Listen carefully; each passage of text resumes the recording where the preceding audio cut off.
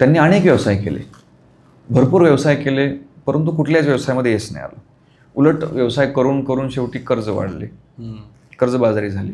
मग ते व्यावसायिक पण माझ्याकडे आले होते. घरातली परिस्थिती चांगली होती, परंतु कर्ज झालं होतं. कारण जवळजवळ त्यांनी काहीतरी 15-16 व्यवसाय टाकले होते. तरीही काही अपेक्षित काहीच बदल दिसत नव्हता. आणि मग बघितलं तर मागच्या जन्मामध्ये पाहिलं आम्ही, पास्ट लाईफ रिग्रेशन केलं. त्या काळात तो शेतकरी होता आणि शेतीच्या बांधावरून भांडणं झाली. आणि ती बांध कोणी ह्याने कोरला, त्याने कोरला, यावरून त्यांची भांडणं झाली. आणि त्यामध्ये त्यांनी त्या शेतकऱ्याच्या एकुलत्या एक मुलाला भांडणामध्ये त्याच्याकडून तो मुलगा मारला गेला, भांडणामध्येच मेला. तर त्या आईवडिलांनी शाप दिला होता, ज्या स्वार्थासाठी तू हे सगळं केलं, यापुढे तुला कधीच हा स्वार्थ साधता येणार नाही बरं, किंवा तुझी दलदी राहील किंवा कामात अडचणी येतील, अशा काही त्यांनी शाप दिला होता.